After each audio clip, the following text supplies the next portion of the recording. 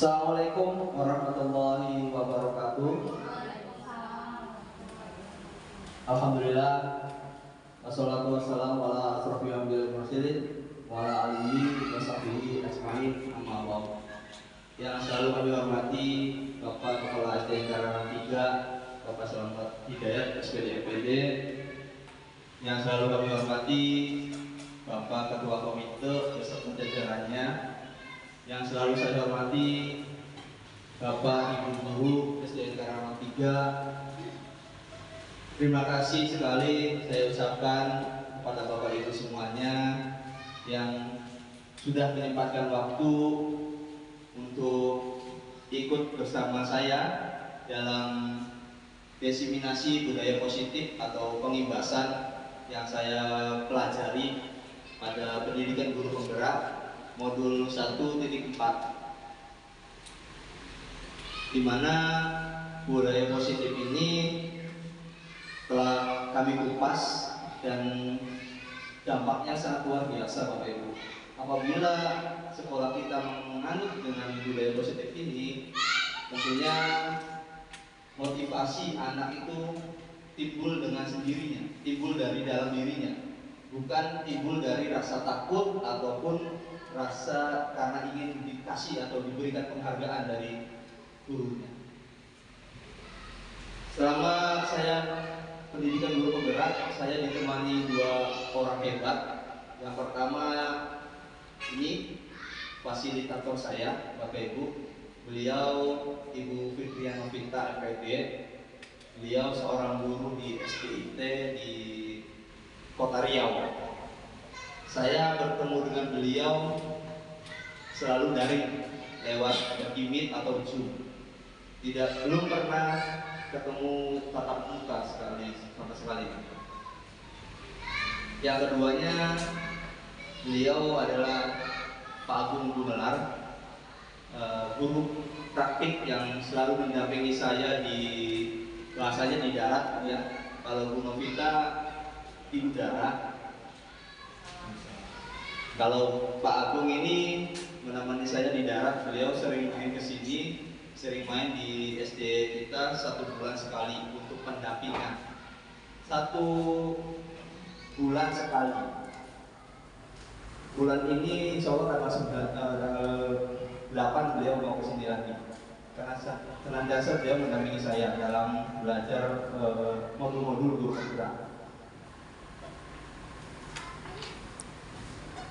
Kita lanjut ya Bapak Ibu. Nah, sebelum ke materi Bapak Ibu, ada beberapa pertanyaan di sini. Yang pertama, apakah hukuman dapat mendisiplinkan anak Bapak Ibu? Menurut Bapak Ibu, apakah hukuman dapat mendisiplinkan anak? Tergantung dari hukumannya. Bisa iya, bisa tidak. Ada lagi? Bisa karena takut. Baik, semuanya benar. Ya, nanti ini akan kita kupas.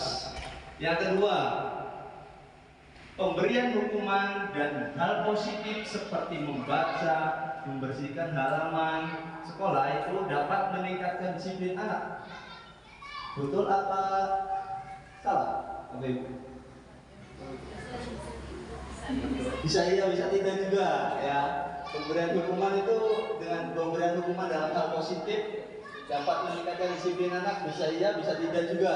Oke, baik. Nanti kita kupas. Yang terakhir Bapak Ibu, memberikan penghargaan dapat meningkatkan motivasi belajar anak. Iya. Ya, sepakat ya. Oke, kita akan kupas. Ada lagi yang tergantung gimana Bapak? Penghargaannya apa dulu? Oke. Kalau misalkan penghargaan seperti ini itu tidak akan memotivasi belajar anak. Siap. Gitu. Oke, nanti akan kita bahas ya. Baik, luar biasa. Saya lebih semangat kalau Bapak Ibu kooperatif seperti ini. Oke, kita lanjutkan. Ada 8 poin yang akan kita bahas. mudah-mudahan semuanya bisa tersampaikan dengan rinci dan nantinya saya akan tanya jawab seperti biasa ya Bapak Ibu, biar ada diskusi antara kita berdua, jadi tidak satu arah, jadi ada dua arah, dari saya ke Bapak, Bapak ke saya gitu. Konsep inti yang akan kita bahas pada hari ini ada 8. Yang pertama, perubahan paradigma belajar. Yang kedua, disiplin positif. Yang ketiga, nilai-nilai kebajikan. Yang keempat, kebutuhan dasar manusia.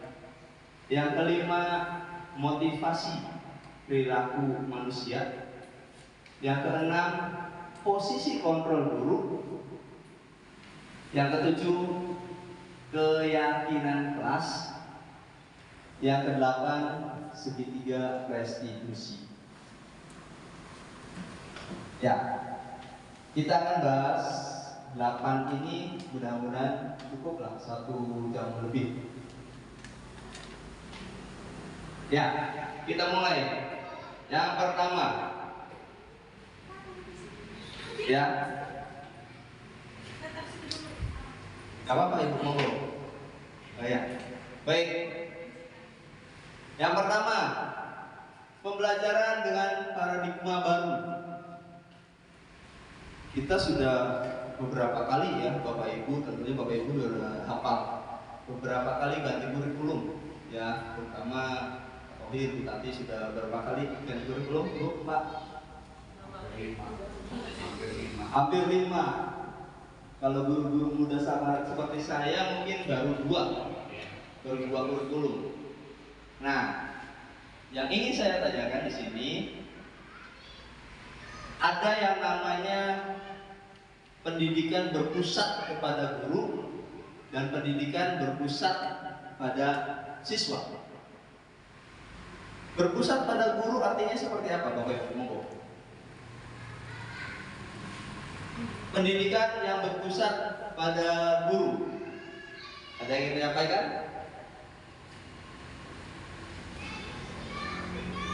Berpusat pada guru. Kalau berpusat pada murid, murid yang aktif. Terus, kalau berpusat pada guru berarti gurunya yang aktif, gurunya yang mencari ilmu, gurunya yang mencari bahan belajar, gurunya semuanya berpusat pada guru. Semuanya dari guru.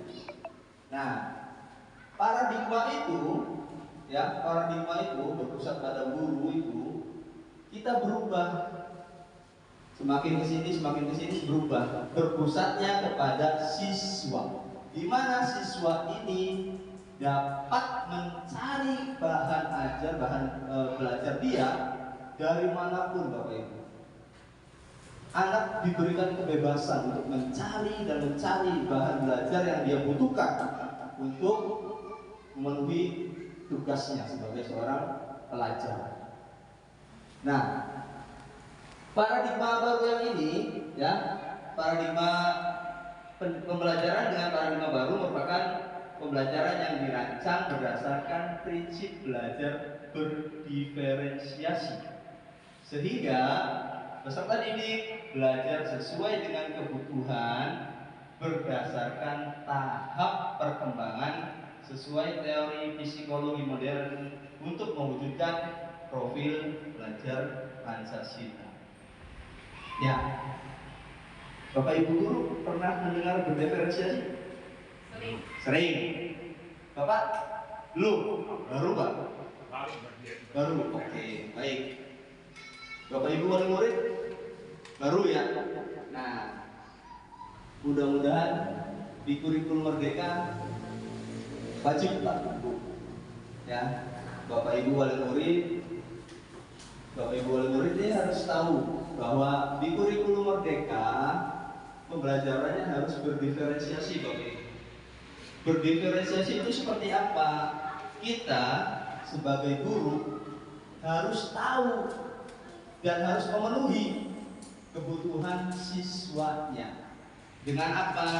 Dengan berbagai macam media ajarnya. Jadi yang pertama harus melihat dulu untuk pembelajaran berdiferensiasi ini melihat dulu kesiapan belajar siswanya dengan ada tes diagnostik. Ya, Bapak Ibu sering dengar ya, tes diagnostik itu tes di awal sebelum pembelajaran. Ada tes diagnostik kognitif, ada yang non kognitif.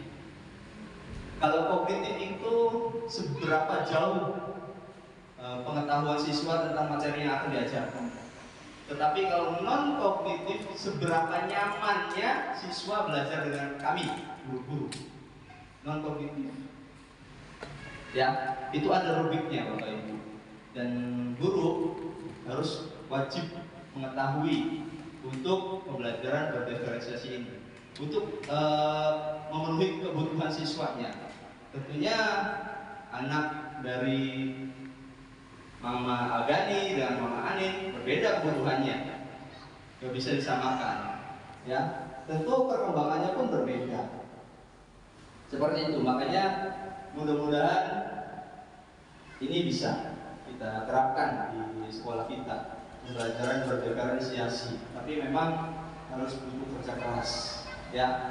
Dan tentunya adanya kolaborasi antara kami para pendidik dan juga para wali murid di rumah. Lanjut Bapak Ibu, masih semangat? Masih semangat? Ya. Ya, kita tepuk semangat dulu gitu ya. Baik. Oke, kita lanjut Bapak Ibu. Nah, miskonsepsi tentang teori kontrol Bapak Ibu. Ini semua hanya ilusi Bapak Ibu. Ilusi artinya apa? Hayalan. Hayalan. Tidak mungkin jadi kenyataan. Ini semua hayalan. Yang pertama, ilusi. Kalau guru mengontrol murid itu ilusi. Guru tidak bisa mengontrol murid. Itu hanya ilusi Bapak Ibu. Hanya ilusi. Kenyataannya tidak bisa. Murid bisa mengendalikan dirinya sendiri.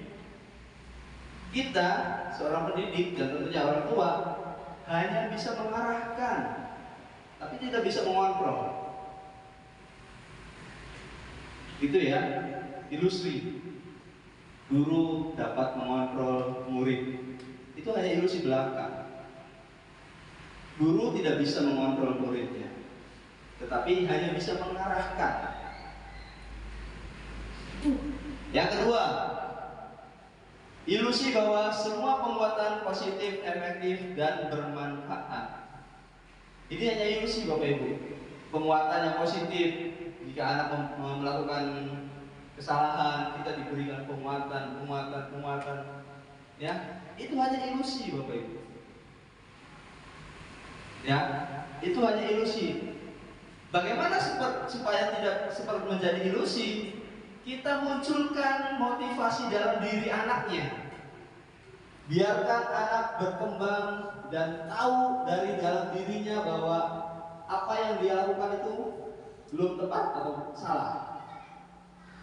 Ya, ilusi, semuanya ada ilusi. Yang ketiga, ilusi bahwa kritik dan membuat rasa bersalah mampu menguatkan karakter.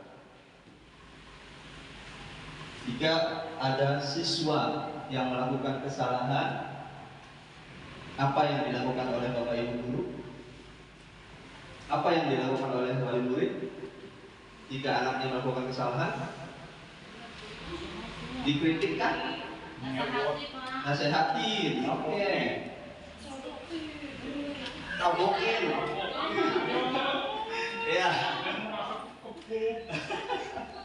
Baik. Ya, itu semua hanya ilusi Bapak Ibu. Kalau misalkan kita memberi kritikan, misalkan ada ungkapan rasa yang kecewa dari orang tuanya kepada anaknya, itu nggak bisa menguatkan karakter siswa Bapak Ibu, nggak bisa menguatkan karakter anak Bapak Ibu. Semuanya itu hanya ilusi, nggak bisa seperti itu. Yang bisa hanya memunculkan motivasi dalam dirinya agar menjadi pribadi yang lebih baik. Ya, munculkan motivasi. Yang terakhir, Bapak Ibu, ilusi bahwa orang dewasa berhak memaksa. Ilusi bahwa orang dewasa berhak memaksa. Suruh makan sampai di itu kan? Ya, ya itu aja ilusi Bapak Ibu. Nggak bisa Bapak Ibu ya. Semuanya ini hanya ilusi. Jadi kita pun sebagai guru tidak berhak memaksa siswa untuk mengikuti kita. Begitupun sama orang tua. Tidak berhak Bapak Ibu. Tetapi hanya bisa mengarahkan. Ya, jika belok sedikit kita arahkan tetap lurus. Bapak Ibu. Semuanya ini hanya ilusi. Bagaimana Bapak Ibu? Sudah mengantuk? Belum. Baik. Kita lanjut ya Bapak Ibu.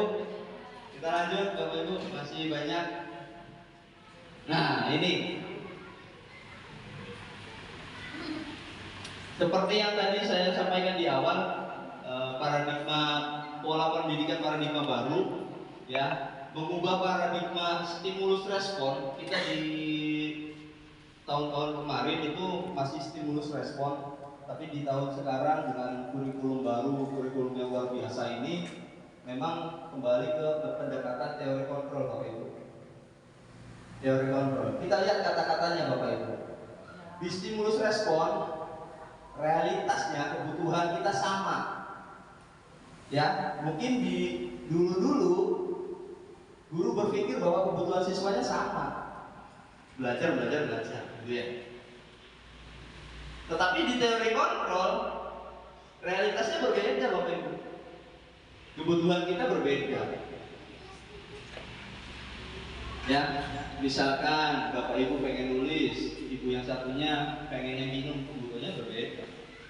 Menulis butuhannya pulpen, minum butuhannya air. Berbeda Bapak Ibu. Ya, ini stimulus respon, stimulus teori kontrol. Kita sekarang beralih ke teori kontrol. Yang kedua, semua orang melihat hal yang sama. Tetapi kini setiap orang memiliki gambaran yang berbeda.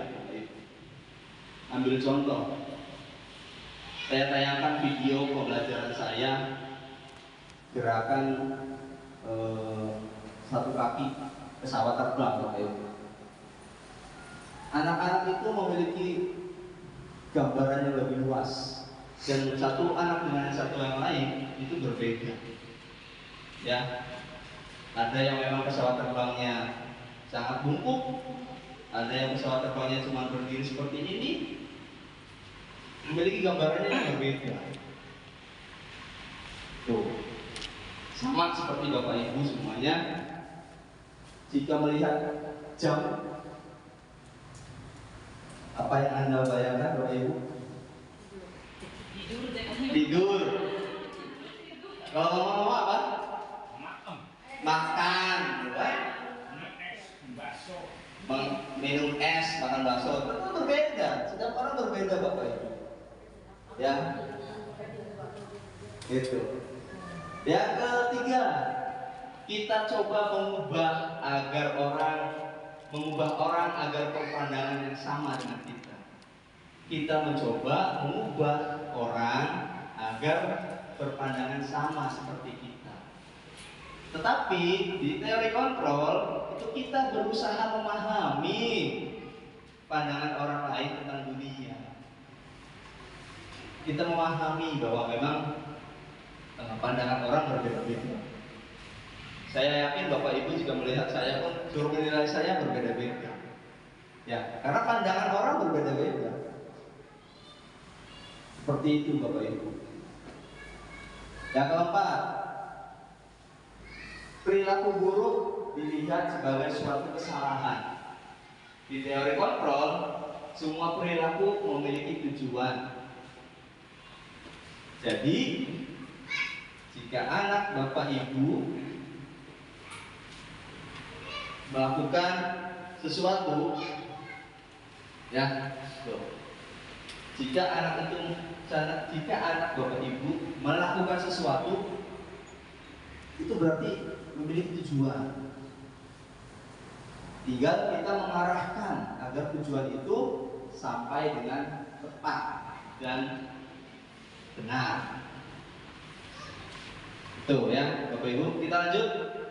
Yang kelima, orang lain bisa mengontrol saya. Dalam stimulus respon, orang lain bisa mengontrol saya. Tetapi di teori kontrol hanya Anda yang bisa mengontrol diri Anda.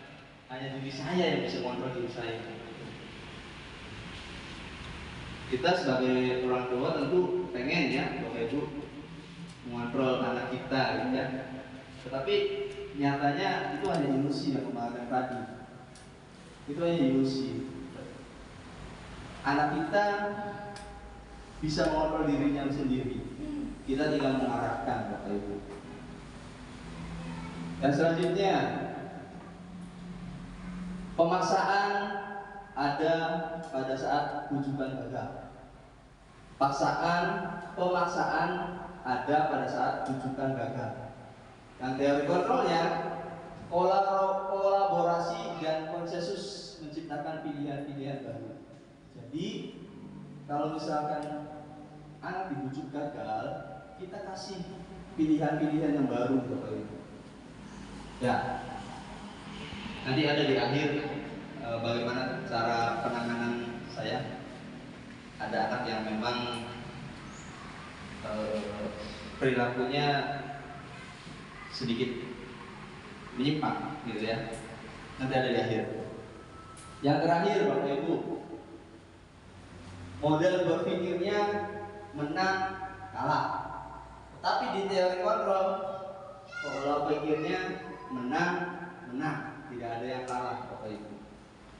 Tentu dalam sebuah games, saya pun sering ya dalam pembelajaran saya sering mengadakan games itu memang dulu sebelum saya tahu ini, saya ada yang kalah, ada yang menang, Bapak Ibu. Tapi sekarang tidak ada lagi yang kalah dan yang menang, semuanya menang. Saya kasih skor semuanya sama, menang. Pola pikirnya jadi menang dan menang. Tuh. Ada yang luak nih. Baik. Masih semangat Bapak Ibu? Kita lanjut. Sampai di sini ada yang Bapak Ibu ingin ceritakan tentang pengalamannya?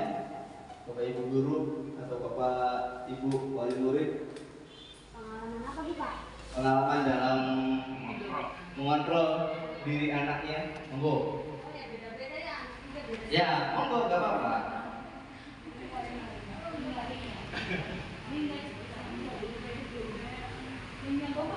Kenapa, Pak? Monggo. Jangan sama kayak gitu. Maksudnya ada yang kayak itu ada yang terkontrol. Kita anak yang laki dua tuh satunya mau Oke, silakan. Iya, kalau satu dari casing dia femininnya. Iya. Kalau maunya sepi, tapi kalau dalam jiwa dia keras banget. Nah kalau yang satunya dia kelihatannya keras. Kalau dalam belajar juga, tapi cenderung ke feminin, maksudnya keibuan. Mama punya anak berapa? Tiga. 3. Yang pertama laki-laki perempuan? Laki-laki. Kedua laki-laki, ketiga perempuan. Yang pertama Dia tuh kalau dilihat dari mesin itu dia tuh apa ya, alim gitu. Iya. Terus kalem. Iya. Terus dalam segi belajar juga dia sukanya yang sepi, tapi dalam bentuk dia keras, nggak mau dikentang. Oke. Nah kalau Yang kedua laki sama. Terus dari fisik dia keras, kasar ya. Tapi kalau belajar dia suka rame. Kalau dia dalam suasana seperti itu dia penampilan aja ngomong kalau belajar apa. Tapi Oke. kalau dalam sifat dia keibuan banget. Maksudnya yang ketiga kan? Yang sekarang kelas 5. Yang sekarang kelas 5.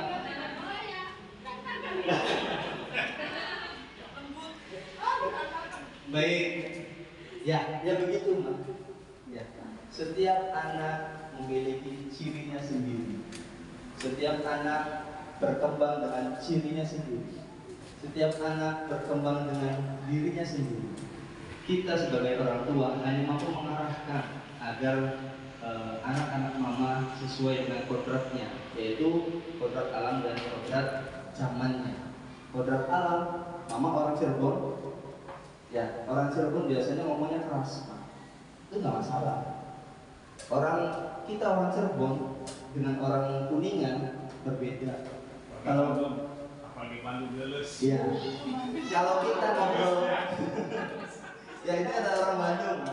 Ya, kalau kita orang Cirebon ngomong keras sudah biasa. Tapi kalau misalkan kita ngobrol dengan orang Kuningan kaget, nah, kayak berantem ngobrol kayak kan gitu. Seperti itu, memang anak itu berkembang dengan suasana kodrat alam dan kodrat zamannya. Bisa jadi anak mama ini memang memiliki luar biasa ya, kalau saya dengar ceritanya, kalau belajar sangat keras gitu ya. Dia berpikirnya mampu luar biasa gitu kan. Tetapi yang satu keras, kalau ngomong kenceng gitu kan, tetapi jiwanya keibuan kayak ini gitu kan. Ya, Bisa kan? Bisa yang keras. Yang keras. Kalau alam? Malah feminim. Dia kan kalau ya, kalau ngomong kayak gini nangis. Lembek ya. ya seperti itu. Ya, tugas kita hanya mengarahkan agar tetap menjadi manusia seutuhnya. Manusia seutuhnya bagaimana? Manusia yang selalu mencintai Allah Subhanahu wa taala, mencintai keluarganya, mencintai lingkungan sendirinya, dan mencintai orang-orang yang sekitarnya. Seperti itu. Kita tidak bisa harus memaksakan alam, kamu tuh laki-laki harus tekan, harus ini gitu kan, nggak bisa. Dari posturnya itu udah keras bis, cuma jiwanya aja lembek. Iya, gitu. Ya, ya itulah Pak. Jadi kerja orang keras jadi kak tidak boleh begitu. Iya. Ya, seperti itu. Ada lagi Bapak Ibu yang mau menceritakan? Tidak ada? Baik, kalau tidak ada kita lanjutkan. Nah, ini disiplin positif. Apa yang ada di benak Bapak Ibu jika melihat atau mendengar kata disiplin positif? Kalau disiplin, apa yang ada di dalam benak Bapak Ibu? Disiplin.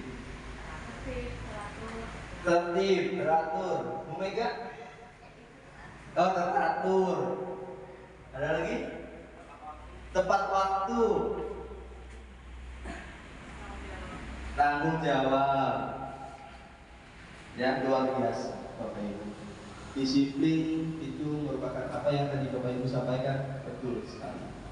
Ya, disiplin itu berasal dari kata disiplina Bapak Ibu, yang artinya itu belajar ternyata. Jadi kalau misalnya kita menerapkan disiplin dengan menghukum push up misalkan ya push up, lari, berdiri di tiang bendera, di depan tiang bendera selama 1 jam, itu disiplin apa tidak Bapak Ibu? Itu hukumannya Bapak Ibu. Nah, baik, ini ya Bapak Ibu, disiplin itu merupakan belajar, artinya belajar. Jadi kalau misalkan ada anak didik kita atau anak kita ya yang kurang disiplin, ya berarti belajarnya masih kurang. Ya, disiplin mengacu pada disiplin diri yang memiliki tanggung jawab terhadap apa yang dilakukannya berdasarkan nilai-nilai yang diyakini. Ya, berdasarkan nilai-nilai yang diyakini. Jika memang dia yakini bahwa masuk sekolah jam 7.00, maka dia harus nyampe di sekolah sebelum jam 7.00. Itu yang namanya belajar. disiplin, harus bisa mengontrol dirinya. Ya, jika jam olahraga setelah upacara harus segera ganti baju. Ada yang layar-layar itu ya. Saya sering menemui Bapak Ibu kelas 6, ada yang layar-layar, itu berarti mengontrol dirinya belum. Itu ya. Nah, disiplin positif merupakan salah satu cara penerapan disiplin yang bertujuan untuk menumbuhkan kesadaran serta memberdayakan peserta didik tanpa imbalan penghargaan, ancaman atau hukuman. Nah, ya, jadi disiplin positif di sini itu memberdayakan siswa, memunculkan motivasi dalam dirinya bahwa mereka itu melakukan sesuatu itu tanpa mengharapkan imbalan, tanpa takut dengan adanya ancaman ataupun hukuman.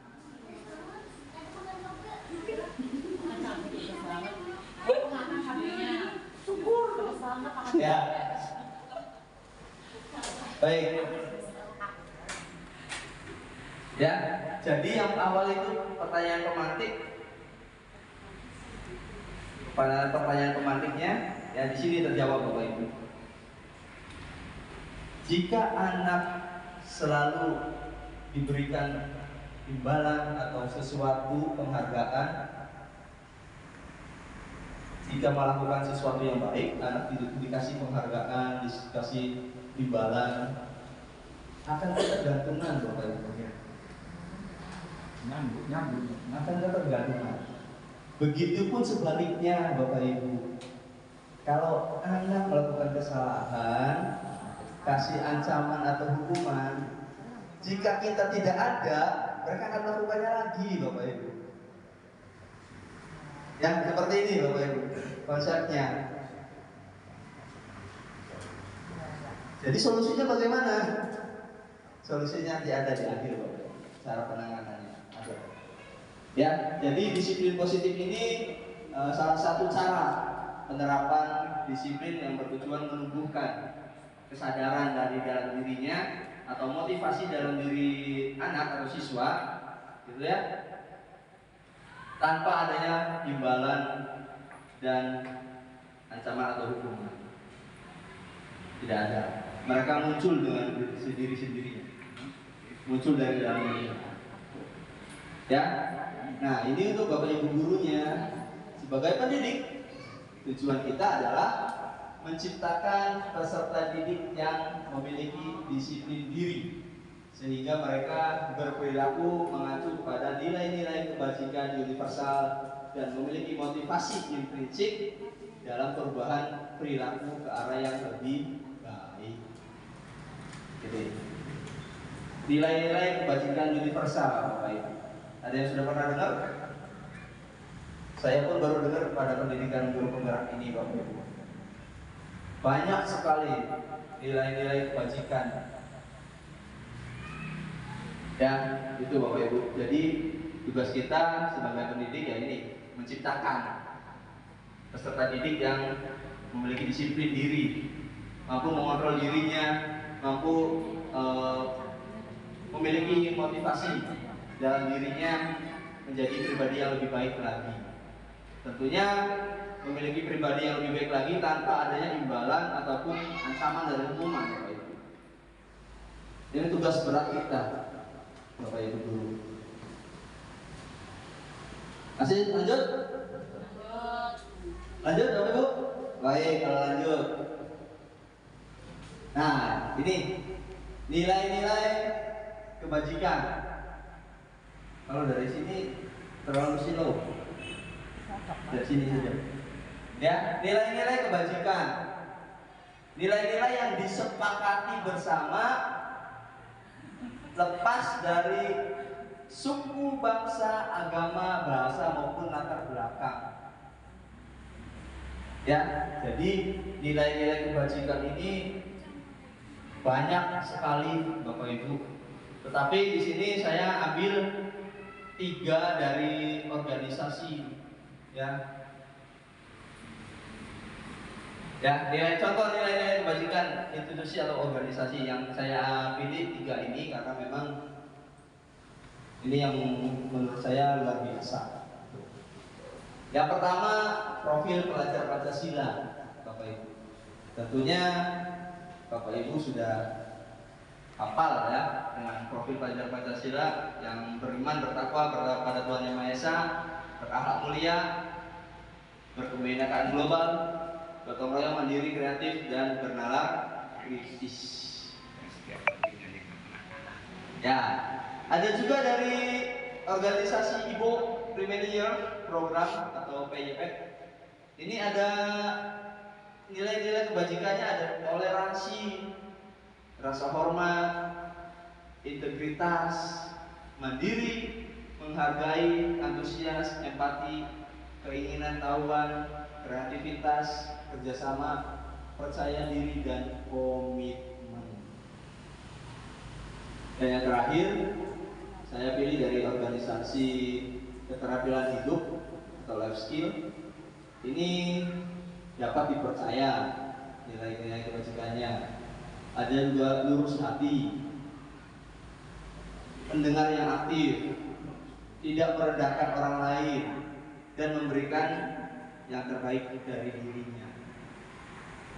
Itu ya Bapak Ibu. Nah, kita lanjut Bapak Ibu. Pedes.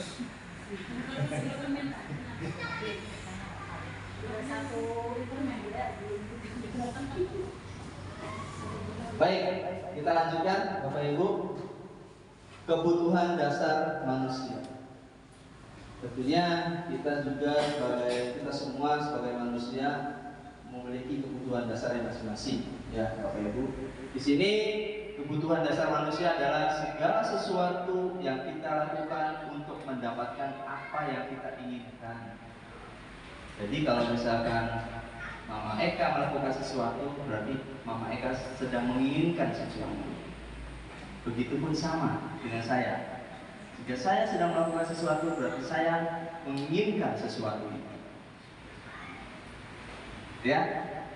Nah, seluruh tindakan yang kita lakukan memiliki tujuan tertentu.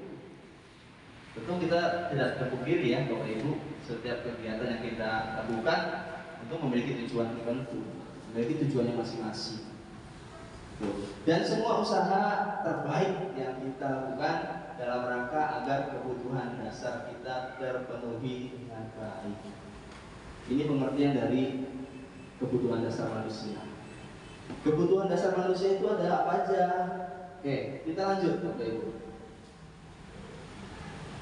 Nah, 5 kebutuhan dasar manusia. Yang pertama, bertahan hidup. Ya, bertahan hidup ini di sini meliputi ada makanan, pakaian, tempat tinggal, keamanan, dan kesehatan. Jika ada bagian-bagian ini yang tidak dapat dipenuhi, saya yakin dan saya percaya bahwa kita akan melakukan sesuatu untuk memenuhi kebutuhan kita. Ya, yang kedua, kasih sayang dan rasa diterima. Itu ya, rasa diterima Bapak Ibu. Ini sangat penting untuk kita sebagai guru dan tentunya orang tua. Rasa ingin diterima. Anak itu jika melakukan sesuatu pasti punya alasan. Pasti punya alasan. Ya, entah itu rasa kebutuhan bertahan hidupnya terganggu, rasa kasih sayang dan diterimanya terganggu, penguasaannya terganggu, kebebasannya terganggu, dan kesenangannya pun terganggu. Ya. Yang ketiga penguasaan Bapak Ibu. Jadi anak itu terkadang pengen dihargai, ya, dihargai, ya, keinginannya ya untuk dianggap, ya, memimpin, berprestasi, diakui dan didengar. Ya, terkadang kita sibuk sendiri jika memang anak kita ngomong atau minta sesuatu. Ya, begitupun kami dari Bapak Ibu guru pun harus tahu tentang ini. Ya, anak itu dasar kebutuhannya ini penguasaan. Yang keempat, kebebasan. Ya, anak itu mandiri, memiliki pilihannya sendiri, Bapak Ibu. Seperti yang tadi Mama Liga ceritakan. Ya, Mama Liga ini. Anak itu memiliki pilihannya sendiri. Mencoba hal yang baru, dia senang jika memiliki hal-hal yang baru, senang, sangat senang. Mampu mengendalikan arah dirinya. Ya, ini kebebasan. Yang terakhir, kesenangan.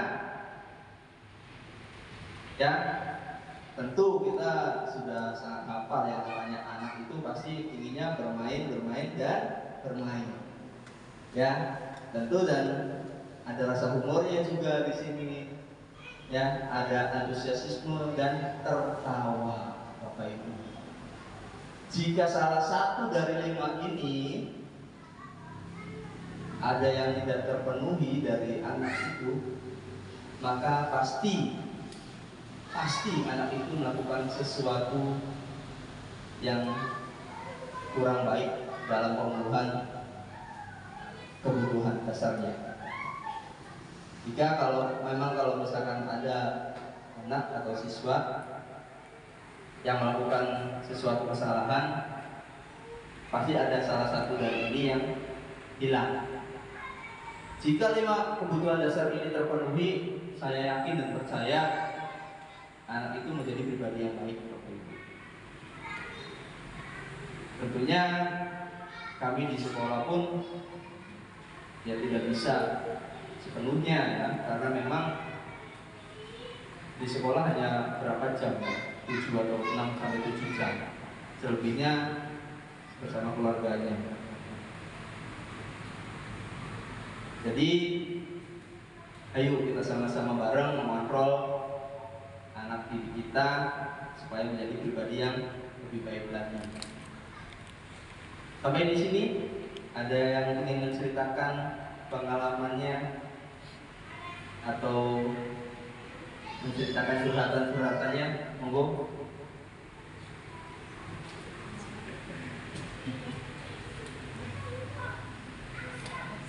Tidak ada, Bapak Ibu?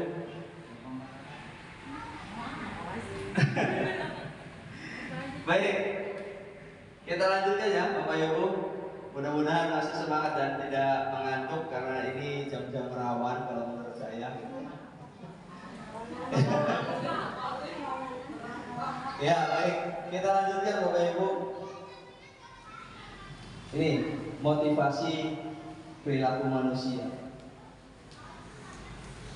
Motivasi perilaku manusia.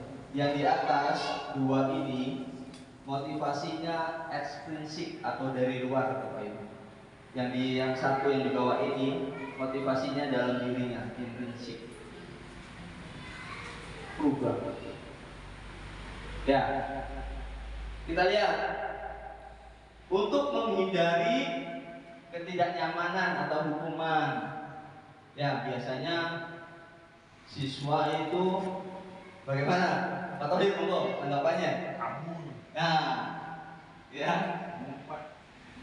ya, itu ya, ngumpet, kabur, gitu kan? Untuk menghindari hukuman, untuk mendapat imbalan. Ini ekstrinsik dari luar. Motivasi dalam dirinya dari luar. Jika anak melakukan atau menghindari sesuatu dari ancaman atau hukuman, berarti itu motivasinya ekstrinsik dari luar, bukan dari dalam dirinya. Begitupun sama anak belajar, dia pengen ranking 1, nanti dapat pujian dari orang tuanya, dapat bonus dari orang tuanya. Sama Bapak Ibu, itu juga merupakan imbalan ya dari ekstrinsik dari luar, bukan dari dalam dirinya. Nah, yang saya inginkan, mudah-mudahan ke depan bisa ya Bapak Ibu, motivasinya dalam dirinya untuk menjadi orang yang mereka inginkan dan menghargai dirinya sendiri dengan nilai-nilai yang mereka percaya. Nilai-nilai yang mereka percaya itu bagaimana? Nilai yang percaya itu contohnya, belajar adalah kebutuhan saya karena saya seorang pelajar.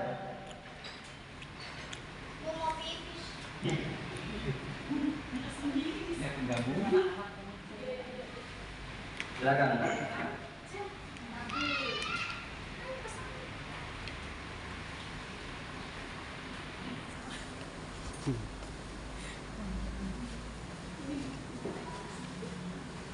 Ya, kita lanjut.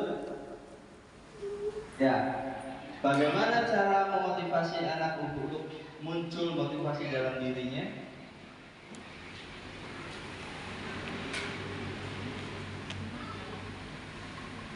Bagaimana, Bapak Ibu? Kalau misalkan anak takut akan ancaman, berarti dari luar. Kalau misalkan anak berbuat baik agar mendapat imbalan, berarti dari luar, bukan dari dalam. Yang dari dalam ini, dia tahu apa yang dia inginkan, apa yang dia butuhkan untuk menghargai dirinya sendiri, menjadi pribadi yang lebih baik. Itu ya Bapak Ibu. Kenapa? Mau balik nggak? Oh enggak. Barangkali mau cerita lagi nggak apa-apa, Mak. Baik, kita lanjutkan Bapak Ibu. Nah, ini Bapak Ibu, ada hukuman, ada konsekuensi, ada restitusi. Kalau hukuman itu pusat kamu, nah itu Pak, Bu, ya. Kamu meledek aja orang tua, pusat. Kamu meledek aja orang tua, jewer. Hukuman. Karena apa? Tidak terencana atau tiba-tiba. Ya. Yang kedua, murid tidak tahu apa yang terjadi karena tidak dilibatkan. Hukuman bersifat satu arah. Hanya kita guru yang dapat menghukum. Siswa tidak bisa mengelak, satu arah. Yang terakhir berupa hukuman psikis dan fisik. Ya, bisa dari omongan, bisa juga tadi suruh push up, suruh berdiri di depan tiang bendera selama 1 jam, ya, karena tidak membawa topi. Yang kedua, konsekuensi. Konsekuensi ini biasanya sudah disepakati, Bapak Ibu. Ya, sudah terencana. Nah, contohnya apa konsekuensi? Jika kamu terlambat, maka apa yang harus kamu lakukan? Nah, itu sudah konsekuensi. Ya, tetapi murid tetap dibuat tidak nyaman. Jika kamu terlambat, apa yang akan kamu lakukan? Ngambil sampah, Pak. Murid nyaman tidak, Bapak Ibu? Tidak nyaman. Tetap konsekuensi itu seperti itu. Dan yang ketiganya, sikap guru selalu memonitor siswa. Ya, jika saya keluar kantor, banyak siswa-siswa yang segera masuk ke kelasnya, Pak. Karena dikiranya saya memonitor siswa, padahal saya hanya ingin ke belakang ke poinnya. Anak-anak itu rasa takutnya luar biasa. Ya, itu konsekuensinya gitu kan. Nah, yang saya inginkan dari sekarang di sekolah kita menggunakan ini Bapak Ibu. Restitusi. Sudah pernah dengar? Belum? Sama Bapak Ibu.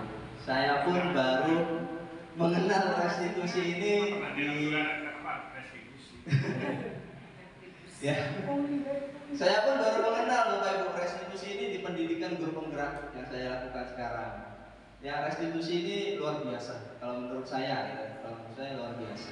Bagaimana kita menyelesaikan suatu masalah dengan hanya berdialog dengan siswanya atau seseorang yang melakukan kesalahan itu untuk mencari solusinya.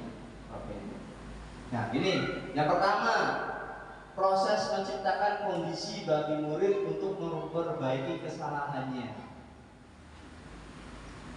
Jadi anak tuh ditanya Bapak Ibu, alasan melakukan kesalahan itu kenapa? Terus melakukan tindakannya apa? Lalu bagaimana cara memperbaikinya? Nanti ada di akhir ya Bapak Ibu. Saya punya satu video yang luar biasa. Yang kedua, proses kolaboratif yang mengajarkan murid untuk mencari solusinya sendiri. Ya, seperti yang tadi saya katakan bahwa anak diajak dialog, ditanya kesalahannya apa, alasannya buat kesalahan itu apa, lalu bagaimana cara memperbaikinya. Nih, restitusi luar biasa Bapak Ibu. Masih semangat Bapak Ibu? Semangat. Saya lihat sudah banyak yang menguap ini Bapak Ibu. Hah? Penasaran? Penasaran luar biasa ya Bapak Ibu. Ini makanya kenapa saya selalu mengajak Bapak Ibu guru untuk mengikuti pendidikan ini, karena memang luar biasa manfaatnya. Kita lanjutkan Bapak Ibu. Nah, 5 posisi kontrol guru. Ya, Bapak Ibu guru. 1. Penghukum. 2. Pembuat merasa bersalah. 3. Sebagai teman. 4 sebagai pemantau, dan 5 sebagai manajer. Saya tanya Bapak Ibu guru, sudah yang mana yang sudah Bapak Ibu lakukan selama ini?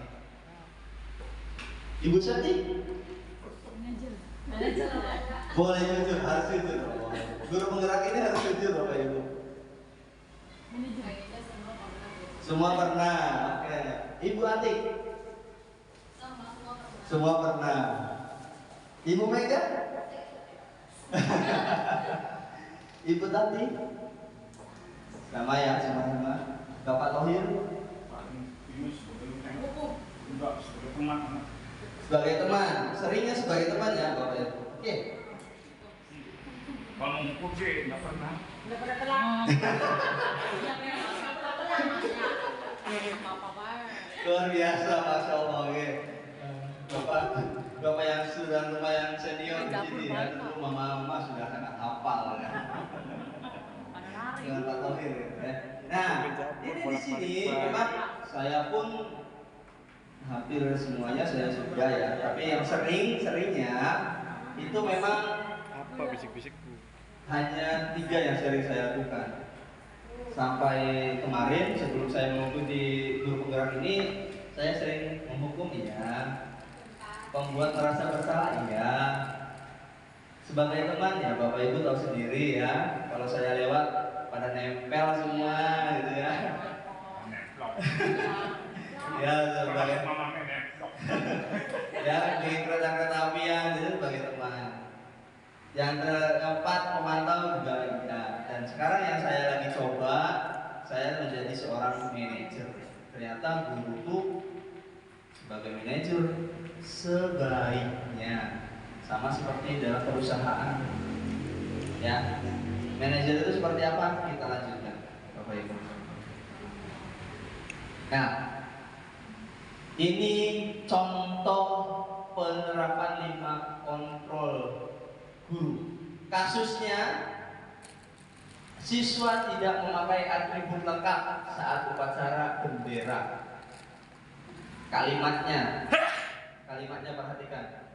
Penghukum hormat pada bendera selama 1 jam. Penghukum, oke. Membuat rasa bersalah. Berapa kali Bapak bilang harus memberitahu kamu kalau kamu selalu saja mengecewakan Bapak. Berbeda ya kalimatnya ya. Sudah berapa kali Bapak harus memberitahu kamu selalu saja mengecewakan Bapak atau Ibu. Ya, ini membuat rasa bersalah. Jadi memunculkan rasa bersalah dalam diri siswanya. Tugas guru yang mengontrol, yang merasa bersalah itu ya. Selanjutnya, kasusnya masih sama, Bapak Ibu. Kalau sebagai teman, ayo dong ikuti aturan sekolah. Tolong membantu Bapak Ibu ya. Sekali ini saja ya. Sudah tidak apa-apa. Lain kali jangan sampai berubah seperti ini lagi ya. Nah ini ada kalimat ayo dong karena sebagai teman. Kalau sebagai pemantau, bagaimana Bapak Ibu? Nah ini kamu sudah melanggar peraturan sekolah. Kamu tahu konsekuensinya?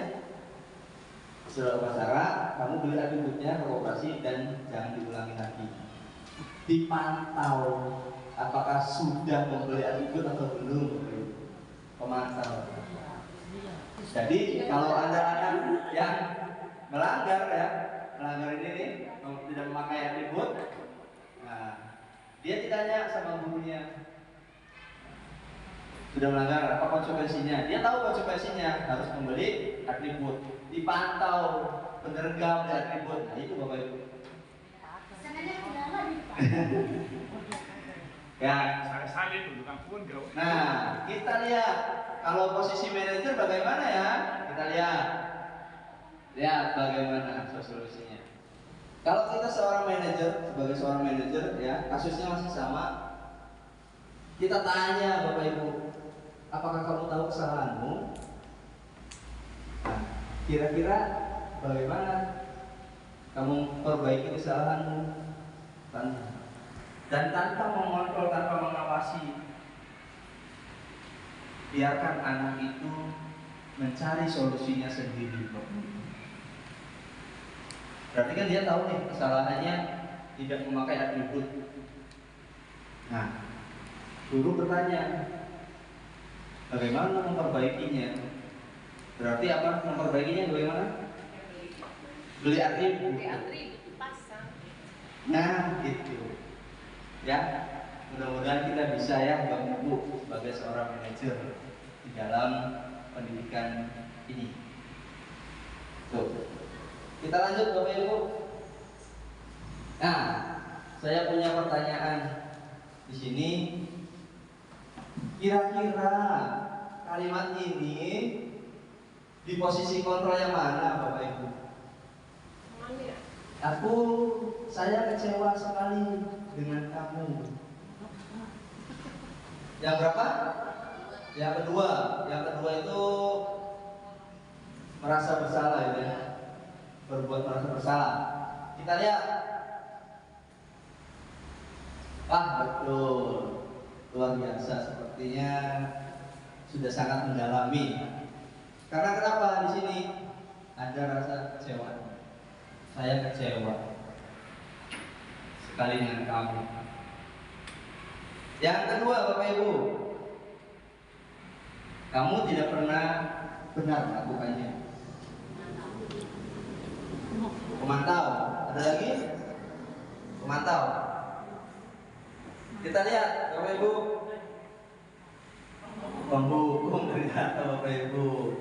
Ya, kamu tidak pernah benar melakukannya. Langsung dicas. Kamu tidak pernah benar melakukannya. Penghukum. Kita lanjut Bapak Ibu. Yang ketiga, apa rencanamu untuk menyelesaikan masalah ini?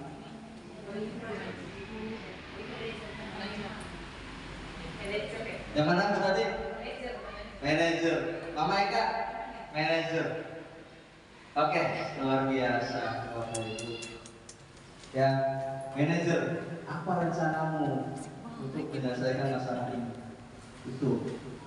Ya, yang keempat, ayolah, lakukan demi Bapak Ibu ya. Betul, luar biasa. Teman ya Bapak Ibu. Terakhir,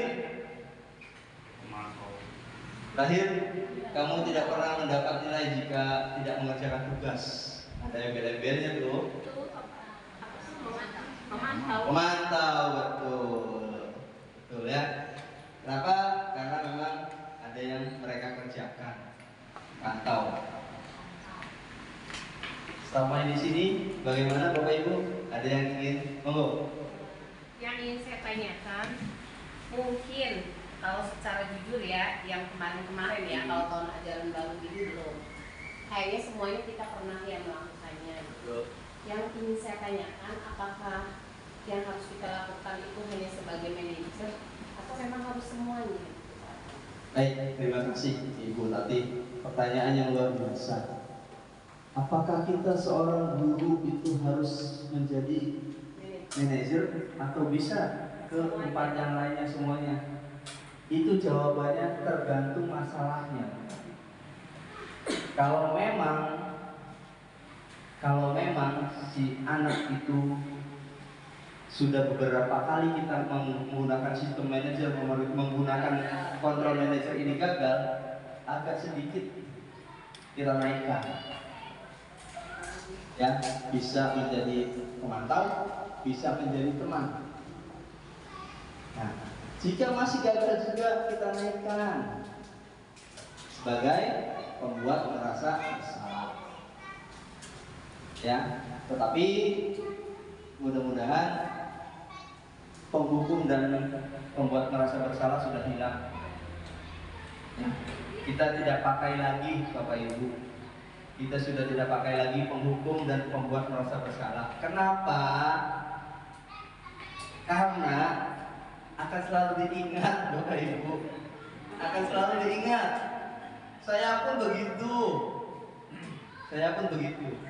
Sampai sekarang saya masih ingat SMP saya diapain aja, masih ingat Bapak Ibu. Ya. Ya kan penting kalau misalkan sesuatu yang baik yang masih diingat. Ini sesuatu yang saya merasakan hukuman masih diingat nyantol rasanya. Ini yang kita hindari Bapak Ibu. Ya. Bahkan sampai sekarang mungkin masih ingat, Bapak Ibu pun masih ingat kan. Waktu SMP diapain aja sama gurunya. Mama juga masih gitu kan. Waktu SMP, SD, SMA diapain aja sama gurunya. Itu kan. Sama Bapak Ibu. Saya pun masih ingat bagaimana saya harus jalan bebek keliling lapangan basket 20 kali, ya. Itu. Tapi sebetulnya hal begitu tuh ada bagusnya juga. Betul. Itu buat efek jerah gitu. Betul Bapak Ibu. Cuman kondisinya sekarang apunten ya. Tidak cocok ya. Kondisinya psikis anaknya yang belum siap untuk seperti itu. Kalau kita kembali ke masa lalu ya, kalau zaman dulu sih misalnya kita dapat hukuman gitu dari guru ya. Justru dalam mental kita itu tekanan, iya kalau dulu gurunya saya tidak galak, saya tidak akan jadi seperti itu. Betul. Kalau orang-orang dulu seperti itu ya. Betul. Berarti kalau sekarang kembali ke situ, secara tidak langsung kita itu mental anak itu kesini kan berarti merosot ya, gitu, makin lemah gitu ya. Pemikirannya juga beda. Iya. Kenapa sekarang pakai kurikulum merdeka? Karena kondisinya seperti ini. Kondisi yang mengharuskan kita memakai kurikulum merdeka. Perkembangan zaman, perkembangan segala macam ya, teknologi yang luar biasa. Itu mengharuskan kita untuk memakai kurikulum merdeka. Bagaimana anak diberikan kebebasan untuk mencari jati dirinya sendiri, untuk mencari apa yang ia inginkan dalam mencapai tujuan pembelajaran. Kita tugas guru hanya membuat tujuan pembelajarannya ini, gitu ya. Kita seorang guru membuat tujuan pembelajarannya misalkan siswa dapat melakukan passing atas, passing bawah dalam permainan bola voli. Anak-anak itu diberikan kebebasan untuk mencari bagaimana cara melakukan passingnya. Terserah mereka dengan tujuan yang sama, yaitu mencapai tujuan pembelajaran yang tadi. Memang kondisinya seperti itu.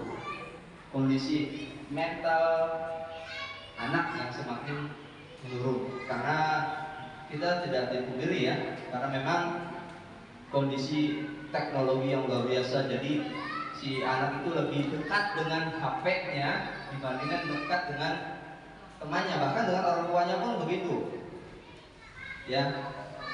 Anak lebih dekat dengan HP-nya dibandingkan lebih dekat dengan orang tuanya.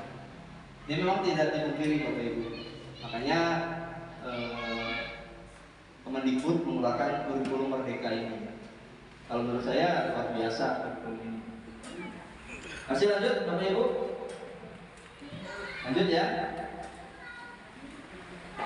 Nah, ini materi terakhir Bapak Ibu.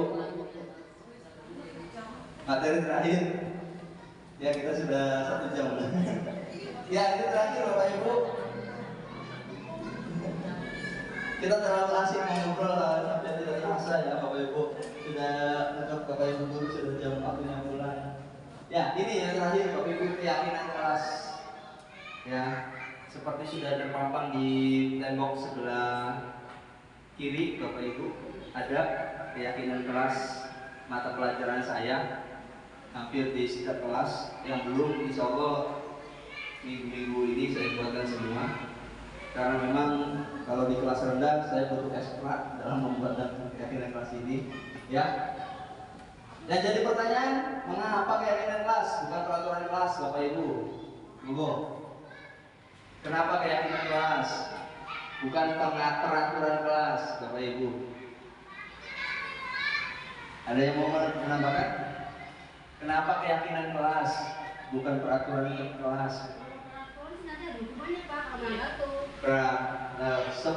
Sempurna normalnya. Kalau peraturan nanti ada hukumannya. Kalau keyakinan kelas tidak ada nama. Kesadaran dari siswanya. Tuh. Ya. Kenapa keyakinan kelas bukan peraturan kelas? Apa bedanya? Kalau keyakinan sama dengan kesepakatan Bapak Ibu. Kalau peraturan hanya satu arah. Jadi misalkan aturan sekolah yang membuat siswa tidak tahu menahu hanya mentaati. Tetapi kalau keyakinan atau kesepakatan, siswa memunculkan ide-idenya untuk menjadi batasan-batasan dia dalam melakukan sesuatu. Keyakinan kelas. Tuh ya. Jadi kalau satu peraturan kelas hanya satu arah dari sekolah untuk siswa. Tetapi kalau keyakinan kelas dari siswa, oleh siswa, untuk siswa. Jadi mereka membuat sendiri aturan-aturan seperti ini, Bapak Ibu, yang contohnya ya. Mereka membuat dulu, buang sampah sembarang, dilarang membuang sampah dan sebagainya. Kita lanjut Bapak Ibu. Nah ini pembentukan keyakinan kelas. Ya contohnya ada di sana, ada 2 di sini. Bersifatnya abstrak Bapak Ibu. Ya, berupa pernyataan universal seperti yang tadi, kalimat-kalimat yang positif. Ya, dibuat dalam pernyataan positif. Harusnya tidak ada yang kata dilarang, misalkan dilarang membuang sampah sembarangan, itu tidak ada Bapak Ibu. Buanglah sampah pada tempatnya, harusnya seperti itu Bapak Ibu. Cuma karena memang saya mengajarnya di SD, gak bisa memakai kalimat positif yang sempurna itu.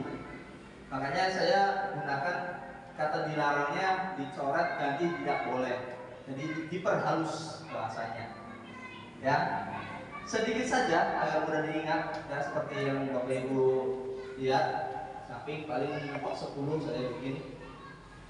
Ya, sesuai dengan kondisi kelas dan sekolah sehingga mampu mudah diterapkan. Dan terakhir, semua warga sekolah atau warga kelas dilibatkan saat membuat keyakinan kelas. Ya, seperti yang Bapak Ibu sudah tanyakan ke siswanya, Kalau hampir semua kelas sudah membuat kesepakatan dalam keyakinan kelasnya. Tinggal ada yang sudah dipasang ataupun yang belum. Itu aja. Kita lanjut Bapak Ibu. Nah, yang terakhir, segitiga restitusi. Ini yang akan jadi solusi dalam mengatasi siswa-siswa yang mendapatkan masalah Bapak Ibu.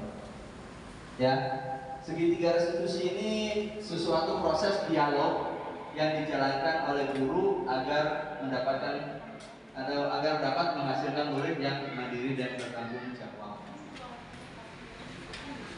Ya, jadi proses dialog antara guru dengan murid atau bisa juga dengan orang tua dengan anaknya. Bisa pakai ini segitiga restitusi. Ada 3 tahapan. Yang pertama menstabilkan identitas, yang kedua validasi tindakan yang salah, yang ketiga menanyakan keyakinan. Jadi kalau misalkan mama mau menerapkan ini di rumah, harus buat dulu keyakinan rumahnya, gitu ya. Jadi keyakinan apa yang diyakini oleh anaknya. Yang pertama menstabilkan identitas. Berdasarkan prinsip pembuatan kesalahan adalah bagian dari proses pembelajaran. Jadi membuat kesalahan itu adalah sesuatu proses dari pembelajaran. Jadi anak-anak melakukan kesalahan itu wajar. Ya, lihat kalimatnya. Berbuat salah itu wajar. Ya, tidak ada manusia yang sempurna.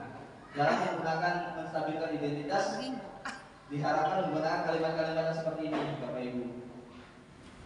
Bapak Ibu juga pernah melakukan itu, kan? Bapak Ibu tidak mau mencari siapa yang salah, tetapi Bapak Ibu ingin mencari solusi dari permasalahan ini. Segitiga restitusi. Yang terakhir, kamu berhak merasa begitu. Jadi kalau anak melakukan kesalahan, ya kamu berhak melakukan kesalahan itu. Tinggal nanti ditanya. Selanjutnya, ini validasi tindakan yang salahnya. Ya, berdasarkan prinsip setiap perilaku berupaya untuk memenuhi sesuatu kebutuhan tertentu. Kalimatnya seperti apa? Kamu pasti punya alasan mengapa melakukan hal itu. Ya, jadi anak melakukan sesuatu itu pasti punya alasannya, Bapak Ibu. Yang kedua, padahal kamu bisa melakukannya lebih buruk daripada itu. Jadi kalau misalkan anak melakukan tindakan kesalahan apapun, berpikirnya alhamdulillah anak saya baru melakukan segitu. Ada hal yang lebih buruk dari itu bisa terjadi. Yang ketiga, kamu patut bangga karena telah melindungi sesuatu yang penting buat kamu. Yang terakhir, kamu melakukannya karena mempertahankan sesuatu yang penting bagimu. Ya, yang ketiga, menanyakan keyakinan kelas. Berdasarkan prinsip teori kontrol bahwa pada dasarnya kita termotivasi secara intrinsik yang dari tadi keyakinan kelas tadi, ya. Nah, tanyakan Bapak Ibu, apa keyakinan kelas kita? Apa keyakinan kamu? Nilai-nilai apa yang telah kita sepakati bersama? Nilai-nilai apa yang kamu langgar? Nilai keyakinan apa yang kamu langgar? Tanyakan. Seperti apa gambaran sebuah kelas yang ideal menurut kamu? Yang terakhir, kamu ingin menjadi seorang seperti apa? Ya, kita lihat contohnya Bapak Ibu. Kasusnya, Alfian sering terlambat sehingga banyak pelajaran yang tertinggal. Berikut skenario penyelesaian masalahnya menggunakan segitiga restitusi, Bapak Ibu.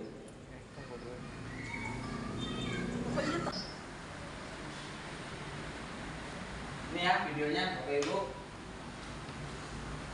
Kita coba. Assalamualaikum. Ya, silakan duduk. Ini ya, akhir-akhir ini memang kita dapat laporan dari guru kelas kamu. Katanya kamu sering terlambat ya hari ini ya. Nah, sehingga kira-kira juga sudah berapa kali yang berangkat sekolah? Saya aku dari awal 5 kali. Ya, kalau bisa terlambat kan otomatis ya yang tidak bisa tidak ikut pembiasaan pagi, tidak ikut jam pelajaran pertama. Nah, di sini Bapak tidak akan menjadi bersama, tapi memang kita manusia yang tidak terpakai kesalahan itu. Nah, makanya sekarang kita bagaimana bisa belajar dari kesalahan itu dan berusaha untuk memperbaikinya. Ya, setuju? Baik, kalau setuju, tentunya dia sudah terlambat 5 kali itu kan punya alasannya. Kalau boleh Bapak tahu alasannya apa ya yang terlambat sampai 5 kali?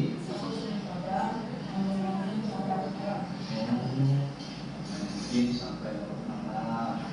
Baik, main game itu sangat asik ya menurutnya. Bapak pun sama main game sampai 50. Nah, kira-kira kalau dia terlambat ke sekolah, apakah dia sudah melanggar keyakinan kelasnya? Ya, kira-kira apa yang dia melanggar? Ya, di situ kan memang bagaimana kita untuk bisa mengatur waktu, bagaimana kita untuk bisa mengelola kita. Ya, akhirnya baik ini kita cari solusi ya kayaknya. Apakah memang dia menyesal sudah datang terlambat ke sekolah? belum masih menyesal. Nah, baik, kalau memang penyesalan itu sangat baik ya, mudah-mudahan nanti yang bisa memperbaikinya. Nah, sekarang kita cari solusi ini yang kira-kira supaya Fian tidak terlambat ke sekolah. Apa yang akan dia lakukan? Usahakan bangun lebih awal dan jangan menunggu. Ya baik, kita sudah ketemu ya, solusinya sudah ketemu ya. Berarti solusinya biar tidur lebih awal dan jangan main game di sampai larut malam. Baik, kita sudah ketemu solusinya. Jadi setelah ini nanti Bapak mungkin perhatian agar bisa membangun yang lebih awal supaya dia tidak datang terlambat lagi ke sekolah. Itu ya Fian.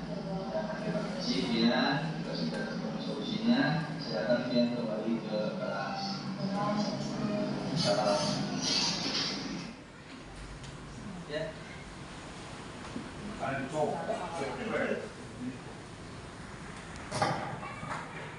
Ya, itu Bapak Ibu satu video yang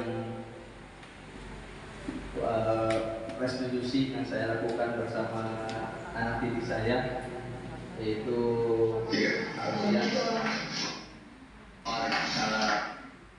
Ya, kasusnya beliau berangkat sekolah. Saya pertanyakan kenapa, alasannya dia main game sampai malam, lalu kita cari solusinya bersama. Mudah-mudahan kita bisa terapkan seperti ini ya, Bapak Ibu. Ya, yang terakhir menutup Bapak Ibu,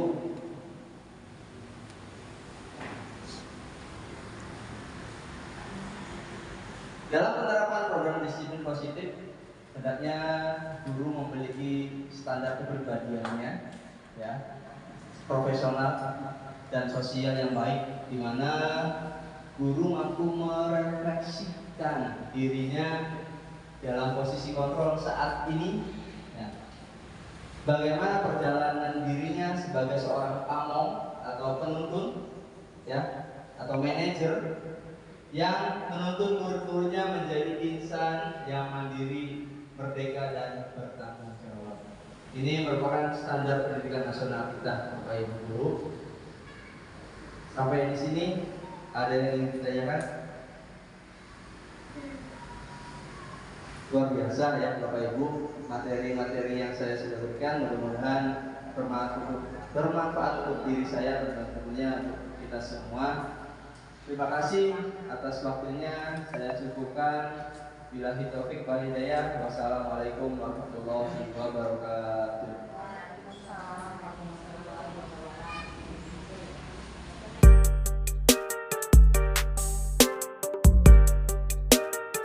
Assalamualaikum warahmatullahi wabarakatuh.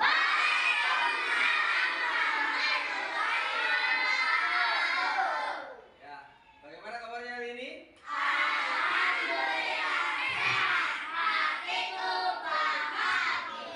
Luar biasa, Masya Allah semangatnya ya. Seperti yang minggu lalu Bapak katakan, hari ini kita akan buat keyakinan kelas kita dalam mata pelajaran PJOK. Keyakinan kelas ada yang tahu apa? Keyakinan kelas itu ya sama saja seperti kesepakatan ya. Kalau kesepakatan berarti ada kesepakatan dari Bapak sama kalian. Kalau aturan dari Bapak sendiri, kamu nggak boleh seperti ini ya. Contohnya aturan dilarang masuk telat. Nah, pada saat pembelajaran dilarang ngobrol. Itu kan dari Bapak sendiri, berarti bukan dari kamu. Sekarang Bapak pengen kamu menuliskan apa yang kamu yakini. Apa yang kamu yakini untuk menjadi kesepakatan kelas kita. Contohnya seperti apa, Pak? Ya, contohnya dilarang minum. Nah, ada kata dilarang terlalu ini ya, terlalu keras ya. Kita gunakan kalimat yang positif. Misalkan tidak boleh membuang sampah sembarangan. Kan ada kalimat tidak boleh. Kita rubah menjadi buanglah sampah pada tempatnya. Bisa enggak? Bisa enggak? Bisa. Baik ya. Misalkan tidak boleh mengobrol pada saat pembelajaran PJOK. Misalkan tidak boleh bercanda atau bergurau. Ya, tidak boleh ngobrol. Banyak yang lainnya, banyak. Terserah kalian. Menurut kalian dalam pelajaran Bapak ini apa sih kesepakatan kita, gitu ya? Nanti kalian tulis di sini, satu orang dapat satu kertas dan menulis satu keyakinan sendiri, ya. Lalu tempelkan di sini. Kita pilah dan pilih.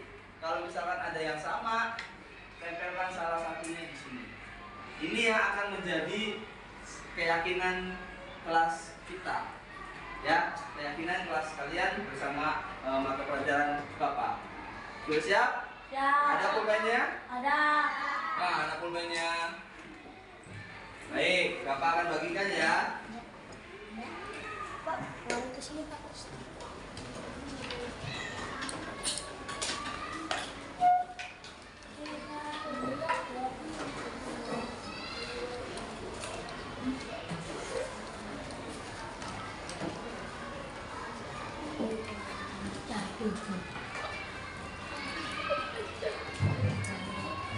Kan?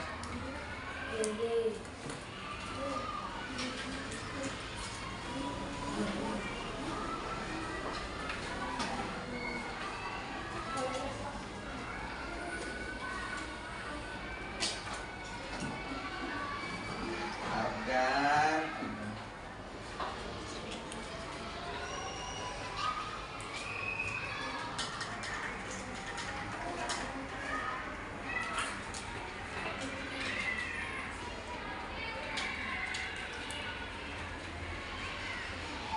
Pas banget.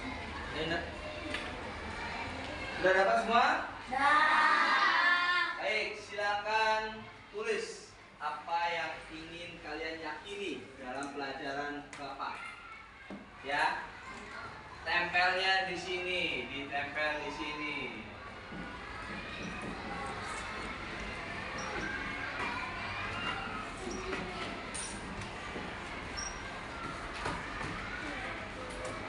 Silakan.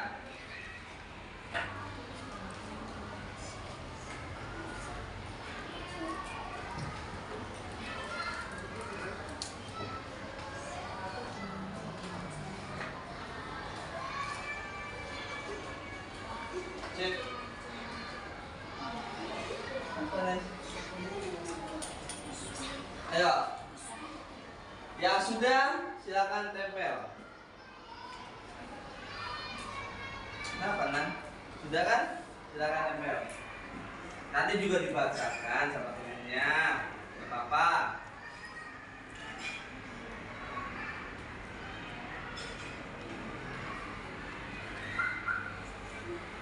Kenapa, Jar? Jaki. Apa? Tidak boleh membuang sampah sembarangan. Tidak boleh, apalagi banyak kan? Yang kamu yakini aja. Apa? Boleh. Boleh. Boleh, silakan kalau memang itu yang kalian yakini.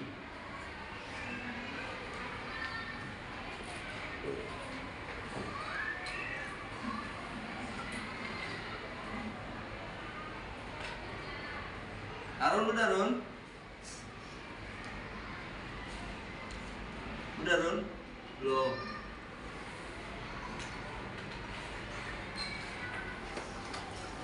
Yuk, yang sudah silakan ditempel. Sini ya. Tempel sini ya. Tempel. Oke. Ayo. Ayo, Esa. Kalau nunggu saya menunggu ya nggak selesai dong.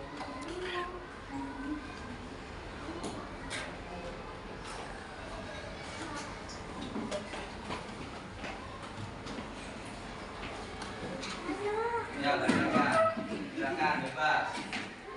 Mau ke yang tinggi lebih tinggi juga nggak apa-apa.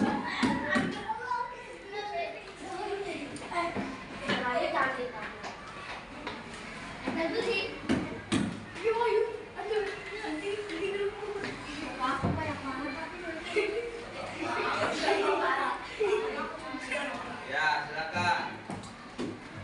Ya, yo yang sudah duduk. Kan? Paling tinggi sama Wahyu.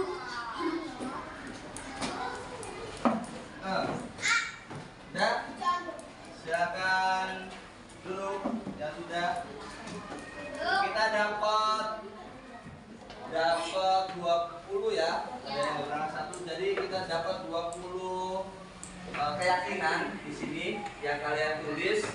Mungkin lebih dari 20 karena satu orang ada yang memiliki 3 atau 2 keyakinan di luar biasa kelas ini ya. Baik, kita akan pilah dan pilih. Kalau misalkan ada yang sama, kita tempelkan di sini, yang satunya di sini. Ini yang akan kita pajang atau disimpan di kelas ini selama 1 tahun ke depan, selama belajar bersama Bapak ya, baik di dalam kelas maupun di luar kelas. Kita keyakinannya ini. Siapa yang ingin membacakan? Sini, Bayu.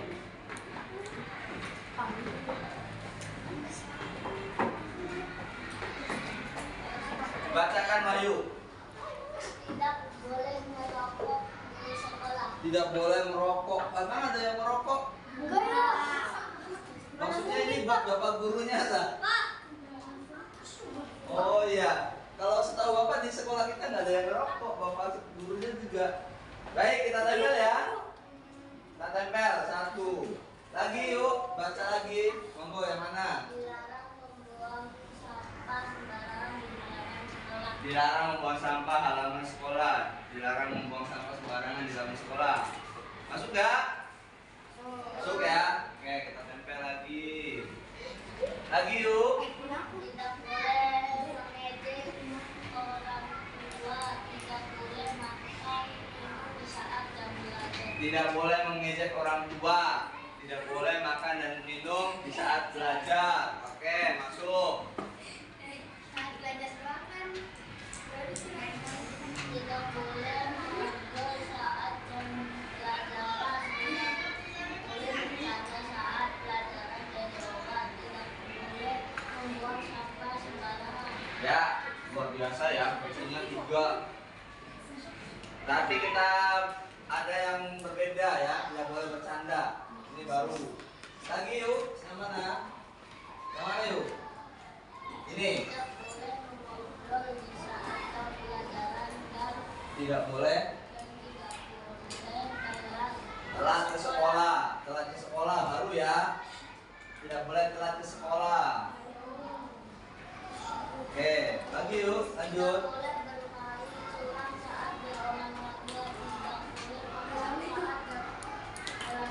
Tidak boleh bermain curang saat berolahraga. Oh, lagi sudah berikut lagi teman. Bagus. Lagi yuk.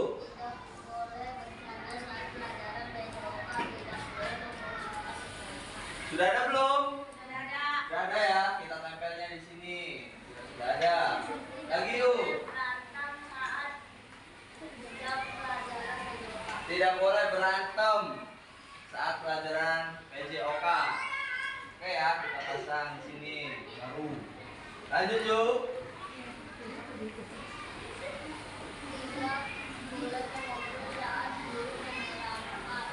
Tidak boleh mengobrol saat guru menerangkan. Sudah ada belum di sini? Belum. Oke, kita tempel.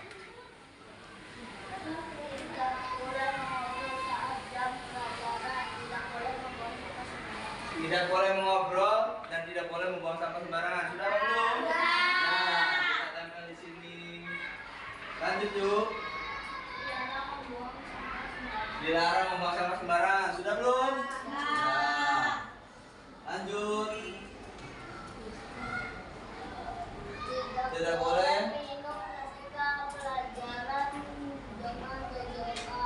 kecuali disuruh minum oleh Pak Adam. Dilarang, tidak boleh minum ketika pelajaran PJOK kecuali disuruh minum oleh Pak Adam. Sudah apa belum? Belum. Oke, kalau belum.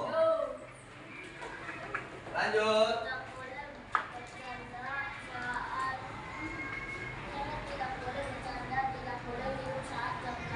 Tidak boleh bercanda, tidak boleh minum. Sudah belum? Ya. Terus sini.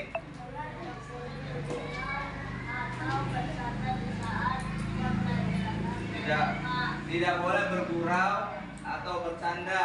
Sudah belum? Ya.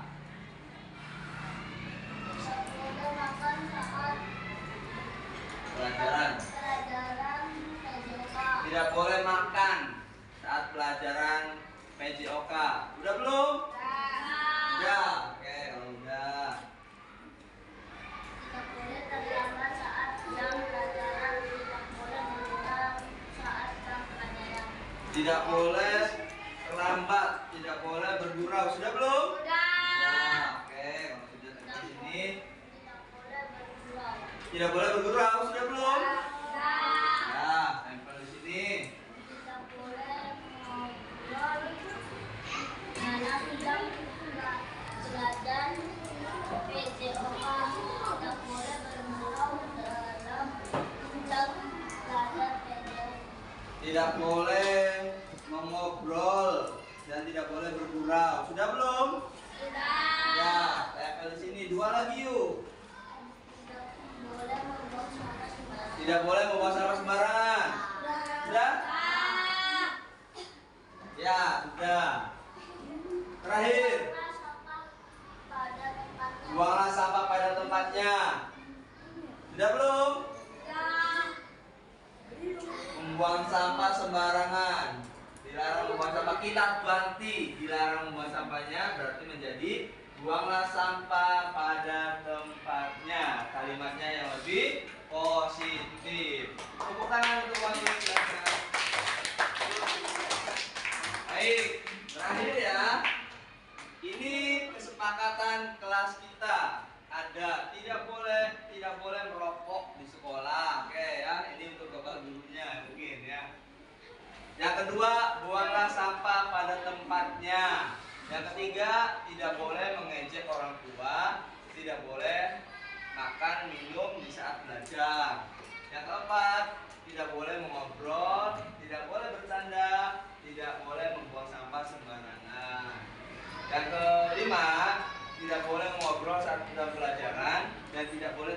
ke sekolah. Keenam, tidak boleh bermain curang saat berolahraga dan tidak boleh makan saat jam olahraga. Ketujuh, tidak boleh berantem ya saat pelajaran TJOK. 8, tidak boleh ngobrol di saat guru menerangkan. Yang terakhir, tidak boleh minum ketika pelajaran kecuali disuruh oleh bapak atau dipersilahkan sama bapak untuk minum setelah pembelajaran ya. Bisa sepakat ini? Sepakat? Oke, kita tanda tanganin di sini ya.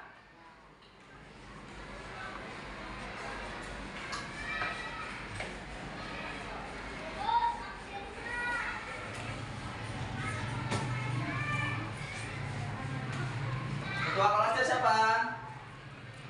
Nesa. Ketua kelas.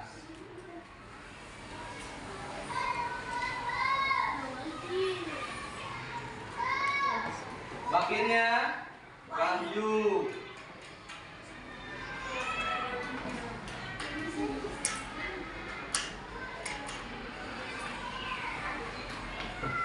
Sekretarisnya Indah.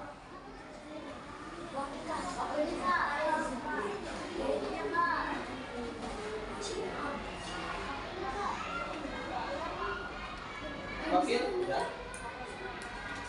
Gak muat. Udah 3 orang aja sebagai bukti bahwa kita sudah sepakat dengan keyakinan kita. Silakan Nesa. Asal coret aja bisa kan? Tapi kudu di apa coretannya? Ayo bisa. Tepuk tangan untuk Nesa. Kedua, wakil ketuanya mana? Oh, Wahyu.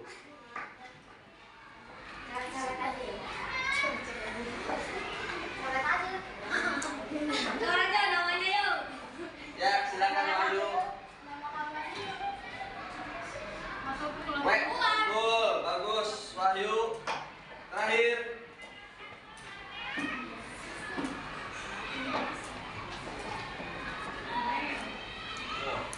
Mantap.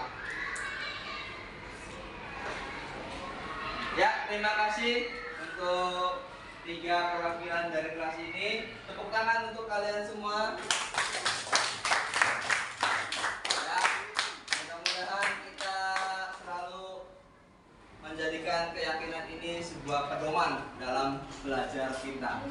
Ya, sudah siap berolahraga? Oke, kalau sudah siap, Bapak akhiri dulu untuk keyakinan kelas kita. Terima kasih. Wassalamualaikum warahmatullahi wabarakatuh.